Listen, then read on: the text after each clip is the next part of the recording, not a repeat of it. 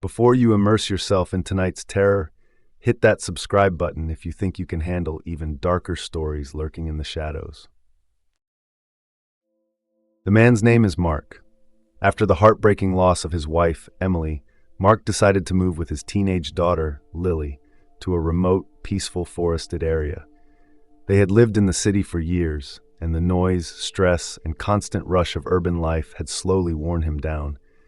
The decision to leave everything behind and relocate to a quiet, natural place seemed like the best way to find some peace and healing. The area they moved to was nestled far away from the closest town, and the only people around were a small tribal community and a handful of settlers who had chosen a similar life in the woods.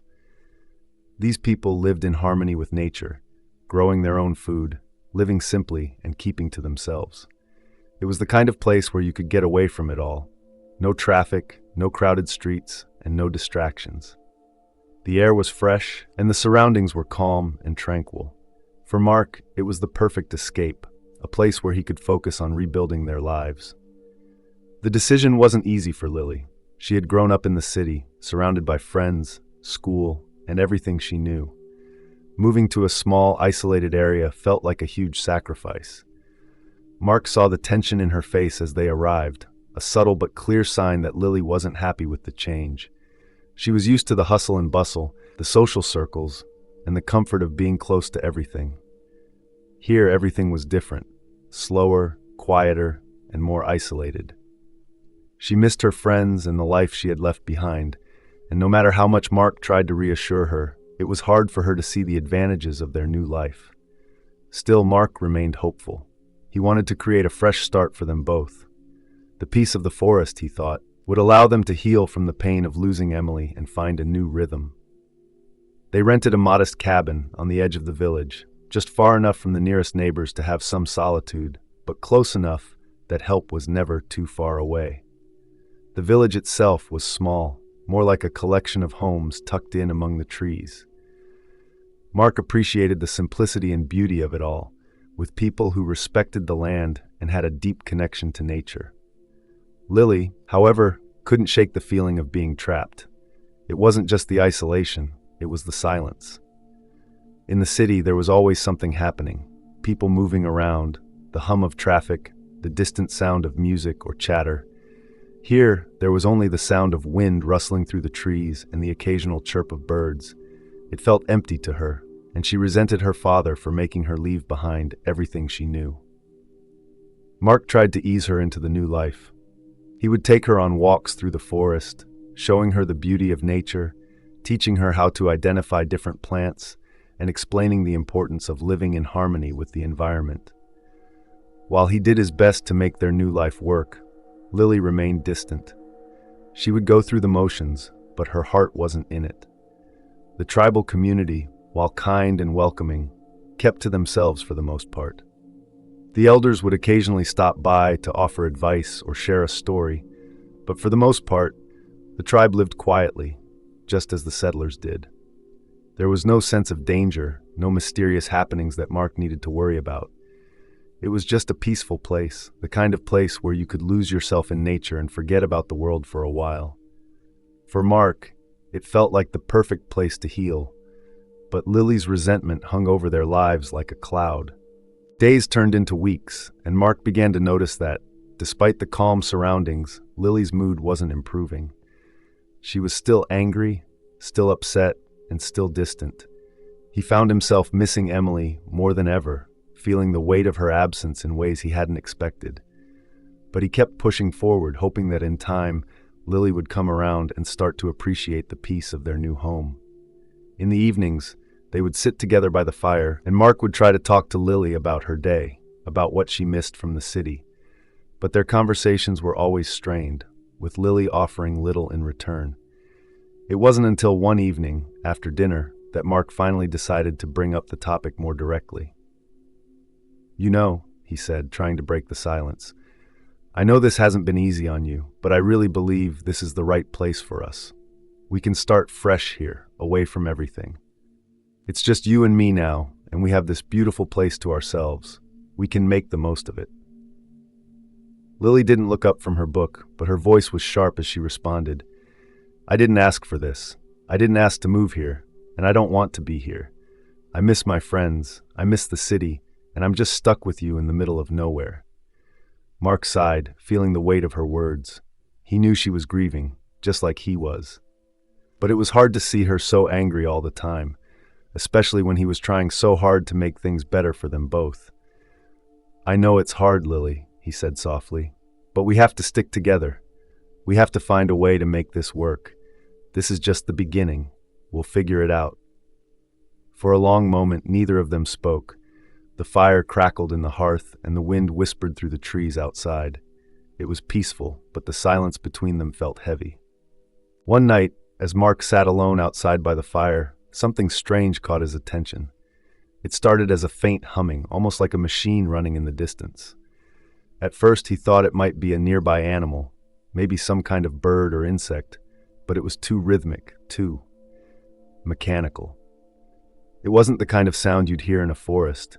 It felt almost like it was coming from deep within the trees, from somewhere beyond the reach of the firelight.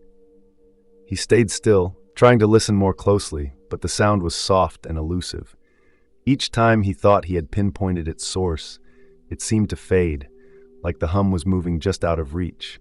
His curiosity pushed him to stand up, but the moment he stepped further into the darkness, the noise stopped completely. It was as if the forest itself had swallowed it up. Mark stood there for a while, staring into the blackness, trying to make sense of it. It didn't sit right with him, but he couldn't explain why. Maybe he was just tired, or maybe the isolation was starting to get to him. Still, the rhythmic humming had been clear and unmistakable, and it felt too unnatural for him to ignore.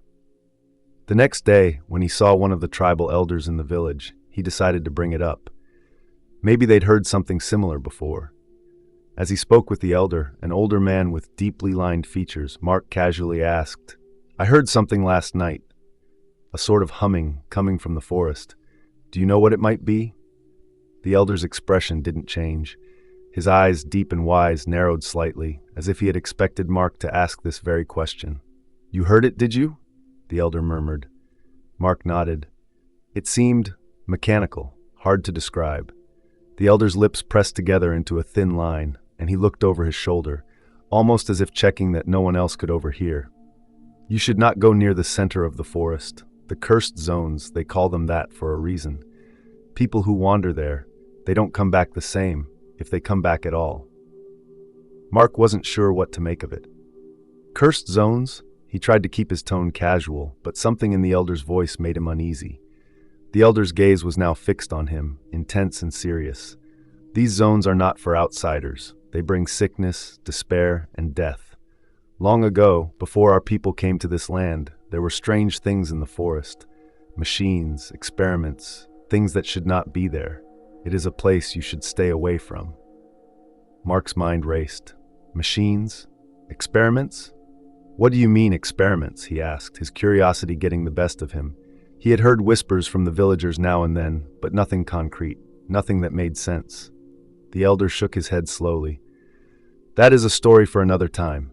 The important thing is, you listen to the warning. Those who ignore it, they pay the price."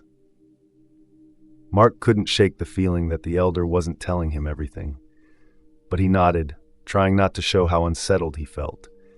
He'd heard the warning loud and clear, but part of him still wanted to know more. Why would the forest have cursed zones? What kind of experiments had been carried out here, and by who? For now, though, he decided to take the elder's advice and steer clear of the deeper parts of the forest. But the humming, he couldn't forget it. And as the days passed, the questions in his mind only grew louder. What was really out there? And why did it feel like something had been waiting for him to hear it? It was a crisp morning when Jonas, the reclusive hunter, set out into the woods. He was a man of few words, always keeping to himself, but he knew the forest better than anyone. He'd spent years navigating its trails, listening to its quiet whispers and hunting its elusive game.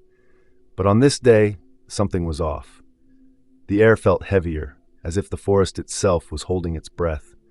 Jonas had been tracking a deer for hours when he stumbled upon something far more unusual.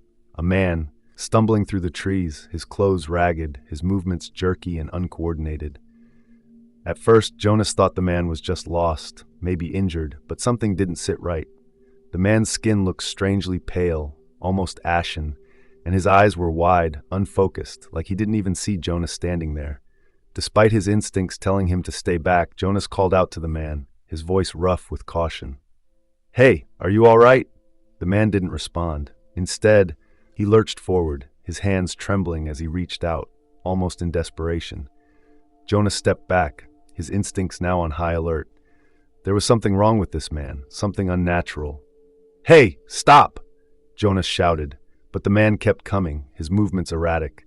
When Jonas took a step forward to help him, the man suddenly lunged at him with a strength that was unnatural for someone in his condition. Jonas barely had time to react.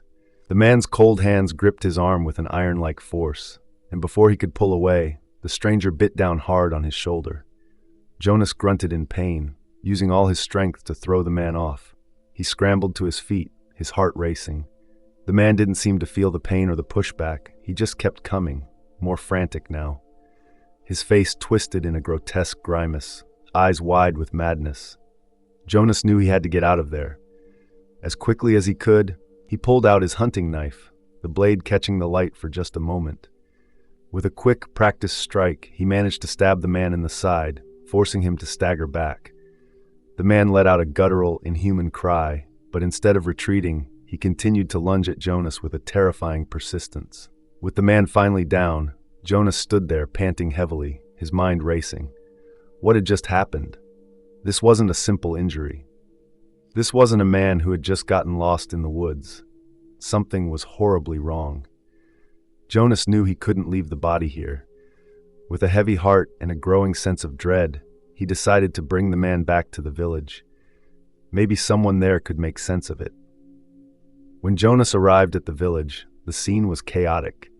The people had never seen anything like this before. The villagers gathered around as Jonas laid the man on the ground in front of them.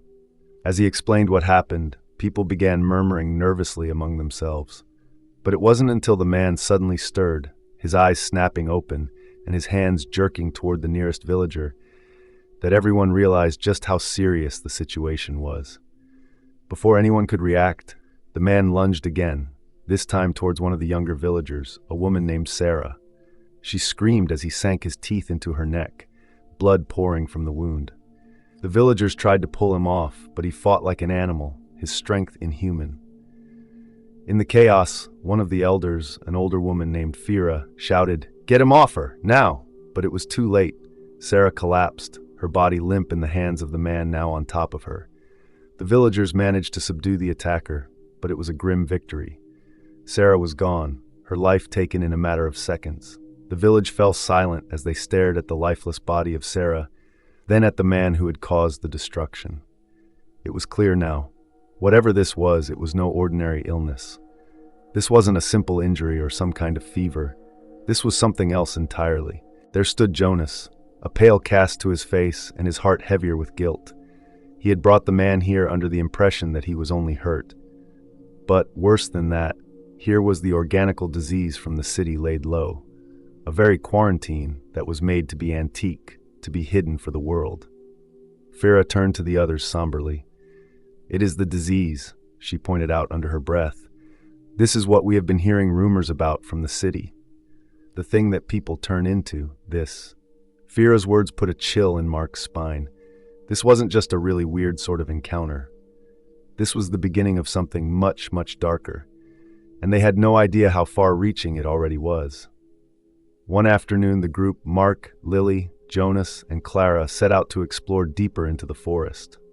Clara, a young researcher who had come to the village a few months ago to study the local ecosystem, had convinced them that finding answers might help them understand what was happening. Mark wasn't entirely sure about the idea, but with the recent attack in the village, sitting around wasn't an option. Jonas led the way, his rifle slung over his shoulder. Clara carried a notepad and a small handheld device she said could measure sound frequencies, though no one really knew how useful it would be. Lily trailed close to Mark, her usual teenage defiance replaced with a quiet alertness. She was scared, though she'd never admit it. They walked for hours, pushing through dense underbrush and listening to the occasional rustle of leaves. It was peaceful at first. Too peaceful, Mark thought. No birdsong, no insects buzzing, just an eerie, all-encompassing quiet. "Do you hear that?" Clara suddenly stopped, tilting her head. At first, Mark didn't hear anything, but then it started.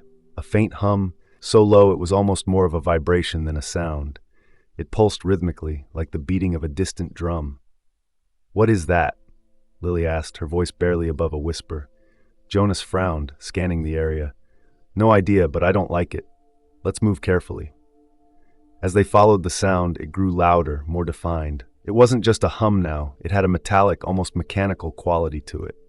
After another 10 minutes of walking, they stumbled into a clearing, and there it was. Massive speakers, taller than a grown man, stood at odd angles, partially hidden by camouflage netting and overgrown vegetation. There were other devices, too, metal boxes with blinking lights and tangled wires snaking into the ground. The hum was coming from the speakers, pulsing in waves that seemed to ripple through the air. "What the hell is this?" Mark muttered, stepping closer. Clara knelt by one of the devices, her brow furrowed as she examined it. "These aren't just speakers. They're broadcasting something. Low-frequency sound waves, maybe? This is way beyond anything normal. Who would set this up out here?" Jonas approached one of the speakers, his hand resting on his rifle. "I don't know, but we shouldn't stick around to find out."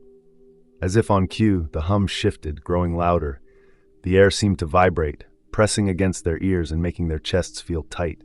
Mark grabbed Lily's arm and pulled her back. "We need to go. Now." Before they could leave, the forest erupted with movement. Shadows emerged from the trees, staggering and jerking unnaturally. Zombies. Dozens of them. Their lifeless eyes locked onto the group as they moved with terrifying coordination, drawn by the sound. "Run!" Jonas shouted, raising his rifle and firing the first shot. The crack of the gun echoed through the clearing, but the zombies didn't hesitate. They surged forward, an unstoppable wave of gnashing teeth and clawing hands. Mark grabbed Lily's hand and bolted, pulling her behind him as Clara screamed somewhere to their left. Jonas was yelling too, his gunfire steady but quickly drowned out by the sheer number of zombies. Clara tried to run but tripped over a root, falling hard onto the ground. Mark turned just in time to see two zombies descend on her. Her scream was cut short, and he forced himself to look away, his stomach churning. There was no time to help her. Jonas was firing wildly now, trying to cover their escape, but the Horde was relentless. One of them got too close, grabbing his arm. He managed to shove it off, but another latched onto his back, pulling him down. Mark heard him shout something. Maybe a warning, maybe a curse, but it was lost in the chaos. Mark and Lily ran without looking back, the sound of the humming and the guttural growls of the zombies fading as they plunged deeper into the forest. Mark's lungs burned, and his grip on Lily's hand was almost painful, but he didn't dare stop. Finally, when they couldn't hear anything but their own ragged breathing, they collapsed onto the ground, trembling. "Dad." Lily's voice cracked as she clung to him. "What was that? Why were they there?" Mark didn't have an answer. He just held her close, his mind racing. Jonas and Clara were gone, and whatever those devices were, they were far beyond anything he could have imagined. One thing was clear, this wasn't just some sickness spreading randomly. Someone had set this up, someone was behind it, and whoever they were, they had turned the forest into a trap. After hours of wandering through the forest, Mark and Lily stumbled upon a hidden entrance, rusted metal doors embedded into the side of a small hill. It didn't look like much, but it was shelter, and with the sun setting, they couldn't afford to keep moving. Mark hesitated, his hand resting on the cold handle. "Stay close to me," he told Lily, pushing the door open with a metallic groan. Inside, the air was stale and heavy with dust. The narrow hallway was dimly lit by flickering emergency lights, leading deeper into what looked like an old bunker. Lily clutched his arm, her eyes darting around nervously. "What is this place?" she whispered. Mark shrugged. "Maybe an old fallout shelter. Let's see if there's anything useful."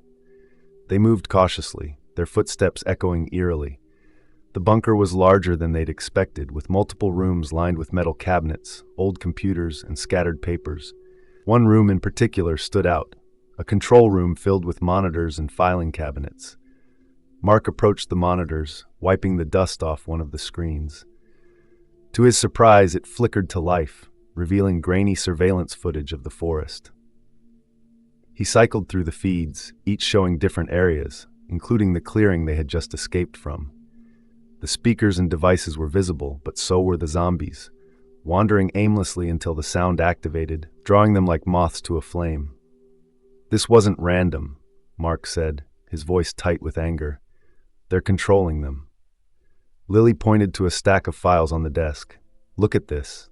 Mark flipped through the folders, his stomach sinking with every page. The documents detailed experiments involving sound frequencies and their effects on zombie behavior. Maps marked with red zones revealed that the forest had been designated as a testing ground, chosen specifically for its isolation and sparse population. "They're using this place," Mark muttered, his voice shaking. "The government's testing these things here to keep them out of the cities. They're experimenting on people." Lily's face was pale. "People live here. The village, Jonas, Clara, they didn't even know." Mark clenched his fists, his anger boiling over. "They didn't care. We're just collateral damage to them."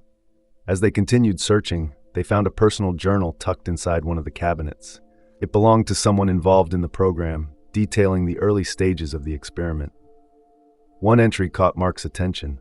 "Subject behavior shows promise. Low frequencies keep them docile, but higher frequencies agitate them, making them aggressive. The forest is perfect for containment, far enough from major cities to avoid public scrutiny. We can't let this program fail. We've already sacrificed too much." Mark slammed the journal shut, his heart pounding. They knew this would happen. They knew people would die. Just then, Lily found a photo tucked inside another folder. It showed a group of people standing in front of the bunker, smiling. Among them was Clara. "Dad, look." Mark took the photo, staring at it in disbelief. Clara was younger in the picture, but there was no mistaking her. "She knew about this," he said, his voice low. "She was part of it." Lily shook her head. No way. Clara wanted to help the village. She wouldn't."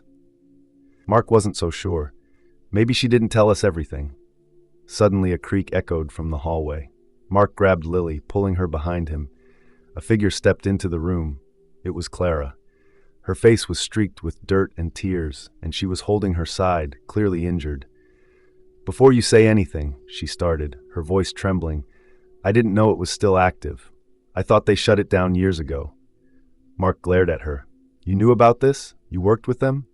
Clara shook her head frantically. "No, my grandparents worked for the program. I grew up hearing stories about it, but they told me it was over. I came here to study the ecosystem, not this." She gestured at the surveillance footage. "I didn't know they were still experimenting." "You're saying this is a coincidence?" Mark snapped. "That you just happened to show up where your family ran their experiments?"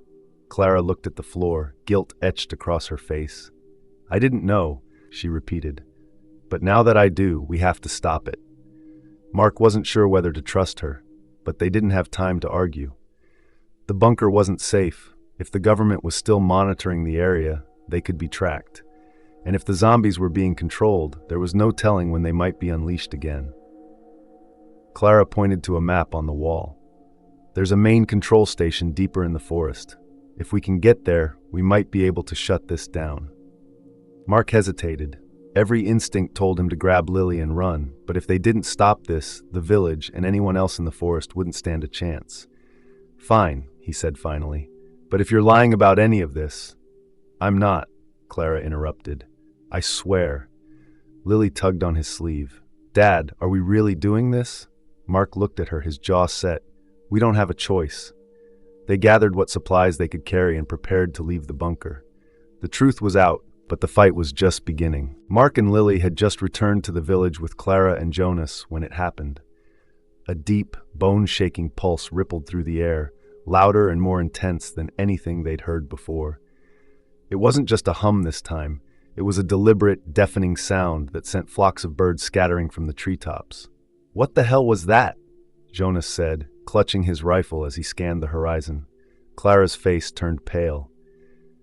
"It's the equipment. Someone activated it remotely." Mark swore under his breath. "How many will it bring?" Clara shook her head, her voice trembling. "All of them." Within minutes, distant moans echoed through the forest, growing louder as the horde closed in.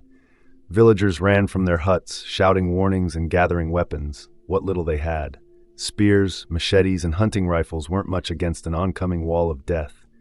"Get to the meeting hall," one of the elders shouted, his voice authoritative despite his age. "We fight together or we die alone." Mark grabbed Lily's hand and pulled her toward the makeshift barricades the villagers were frantically constructing. The elders stood at the front, chanting prayers and calling for strength from their ancestors. "Dad, what do we do?" Lily asked, her voice cracking with fear. Mark turned to her, his face grim. "We fight.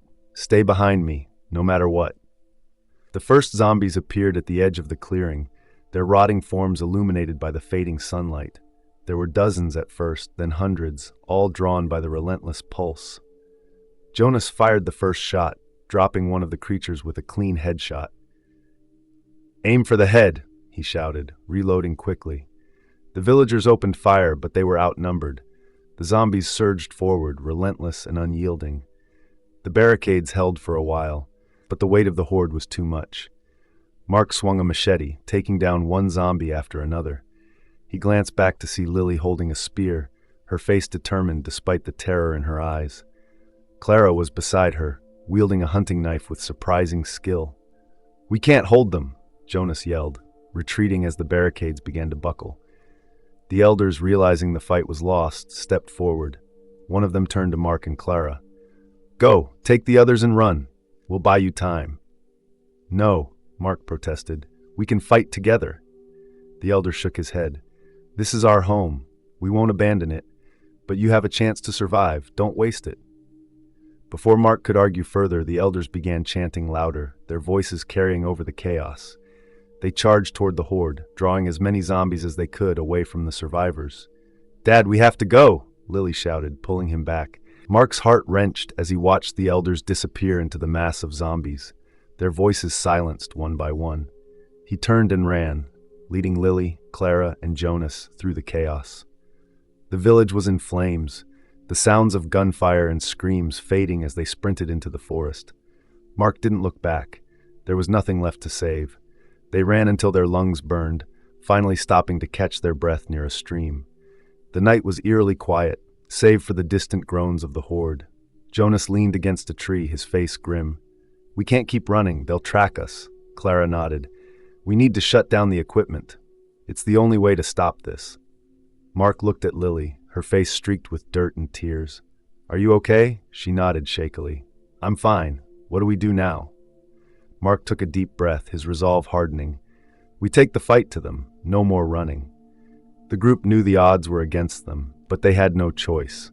The village was gone, but they still had a chance to stop the experiment and save what was left of the forest and themselves. The group stumbled through the forest, the distant groans of the horde growing louder with each passing minute.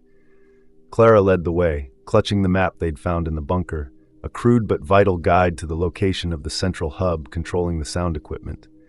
Jonas lagged behind, his steps slower, his face pale.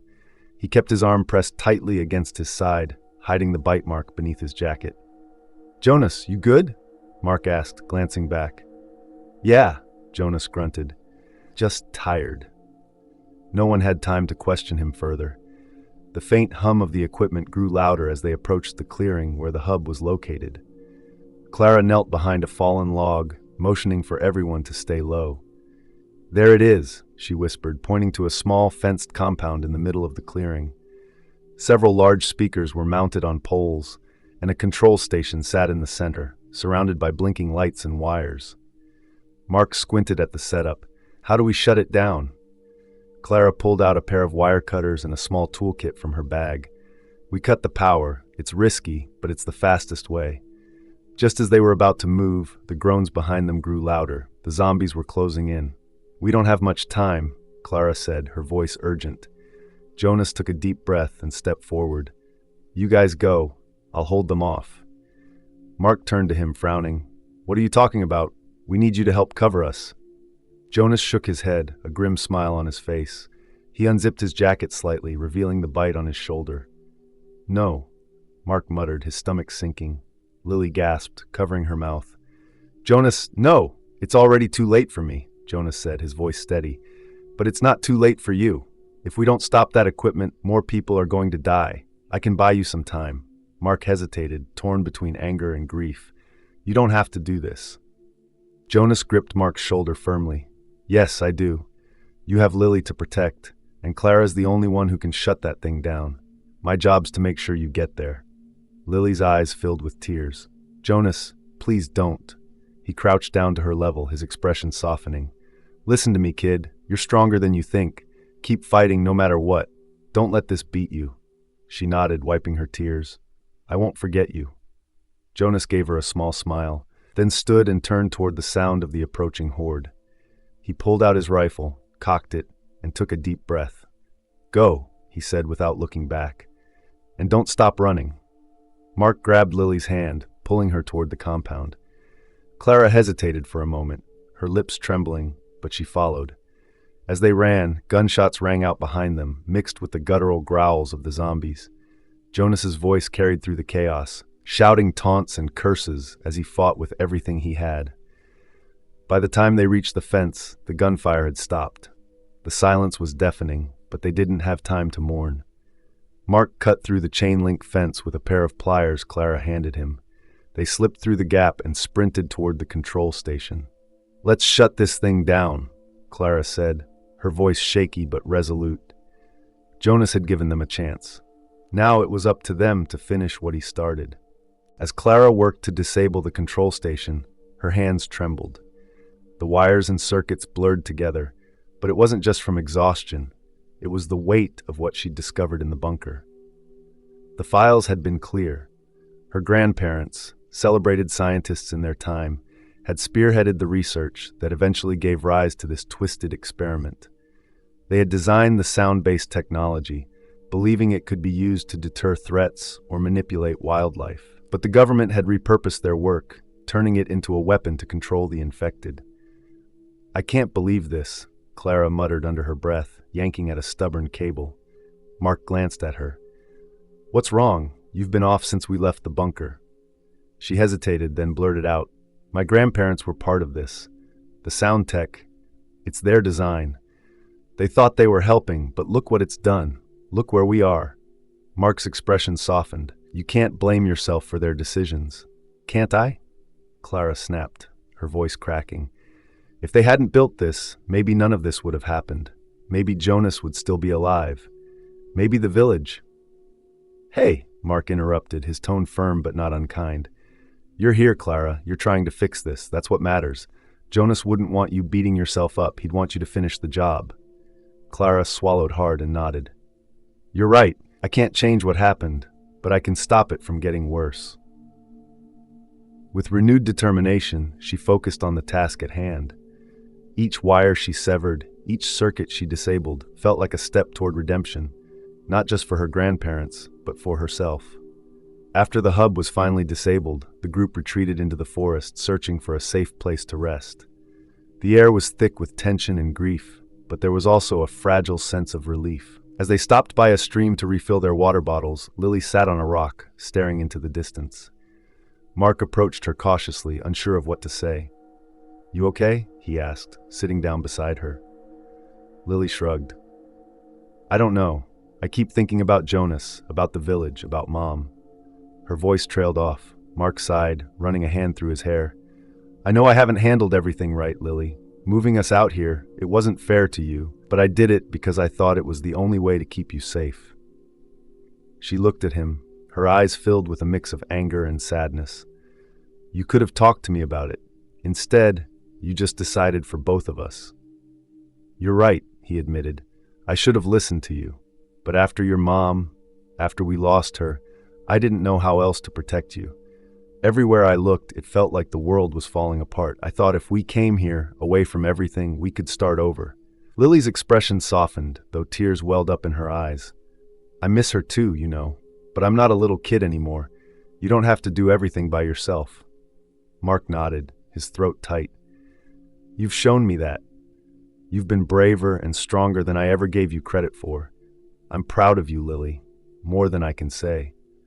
For a moment, they sat in silence, the sound of the stream filling the air. Then Lily leaned against him, resting her head on his shoulder. "I'm scared, Dad," she whispered. "Me too," he admitted, wrapping an arm around her. "But we'll get through this. Together." It wasn't a perfect resolution, but it was a start. For the first time in a long time, Mark felt like they were truly on the same side. Together, they would face whatever came next. The group finally arrived at the central hub, an imposing underground facility hidden beneath layers of foliage and camouflaged barriers. The air felt unnaturally cold as they descended into the dimly lit tunnels, their footsteps echoing against the concrete walls. "This is it," Clara said, pointing to a massive control panel surrounded by arrays of servers and monitors. The screens displayed live feeds of zombie hordes roaming the forest, seemingly drawn to specific locations by the pulse of sound waves. Mark scanned the room, his jaw tightening. "If we destroy this, it'll stop the signal and give the survivors a chance to escape." Clara hesitated, biting her lip. "But there's a catch, isn't there?" Mark nodded grimly. "The second we blow this place, the zombies will lose their distraction and come straight here. There's no outrunning them." Lily's face went pale as she realized what he was saying. "No, we'll figure something else out. We can—" "There's no time, Lily," Mark interrupted, his voice gentle but firm. "This is the only way." "No," Lily shouted, her voice shaking. "You can't do this. We'll find another way. We always do." Mark knelt in front of her, placing his hands on her shoulders. "Listen to me. I've made a lot of mistakes, but this one I'm sure about. You and Clara, you're the future. If I don't do this, no one makes it out of here." Lily's eyes filled with tears. "Dad, please. I can't lose you too." "You won't," he said softly. "I'll always be with you, just not in the way you want." As the zombies began to flood the facility, the distant sound of their groans growing louder, Mark turned to Clara. "Get her out of here. Lock yourselves in that control room and don't come out until it's over." Clara hesitated, her face torn with emotion. "Mark, please," he said, his voice cracking. "Take care of her." With no other choice, Clara grabbed Lily's arm and pulled her toward the reinforced door. Lily fought against her, screaming and sobbing, but Clara managed to drag her inside and seal the door. Through the small window in the door, Lily watched as her father worked quickly, rigging the equipment with a small stash of explosives they'd scavenged earlier. He glanced up at her one last time, his face calm despite the chaos around him. "I love you, kiddo," he mouthed.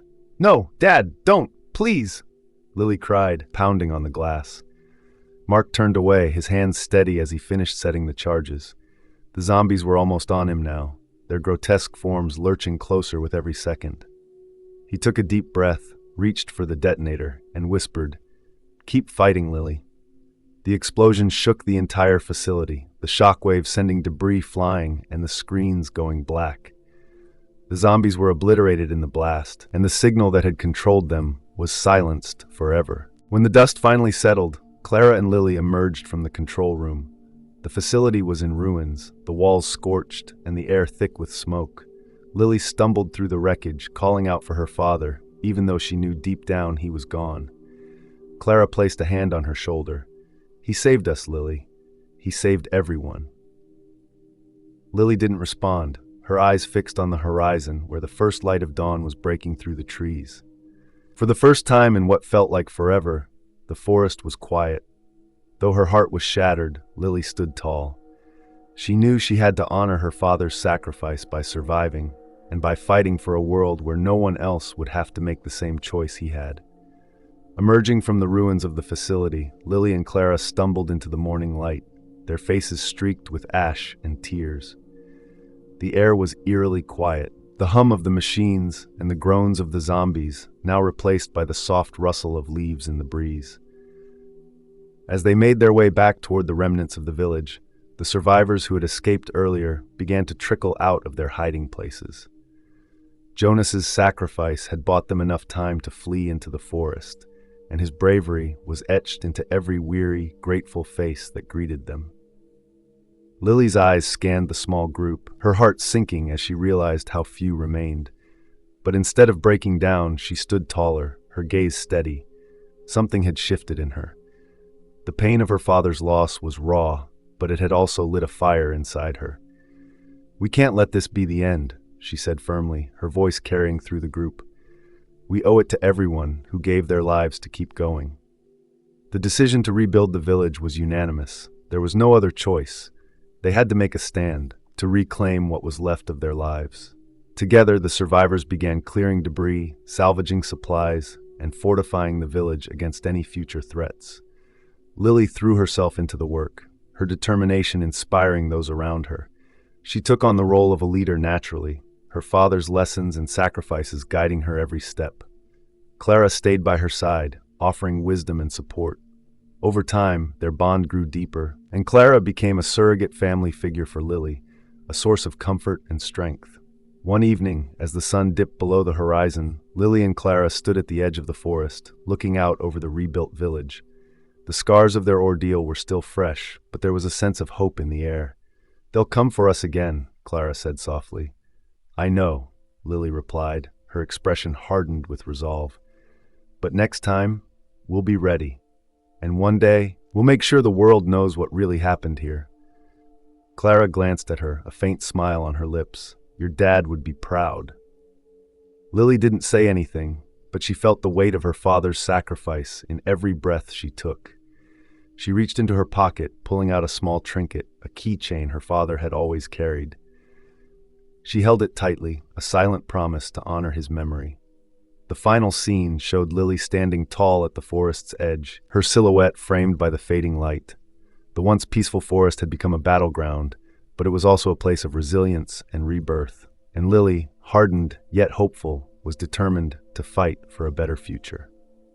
Thanks for watching. Don't forget to subscribe for more creepy stories. Stay safe, and see you in the next nightmare.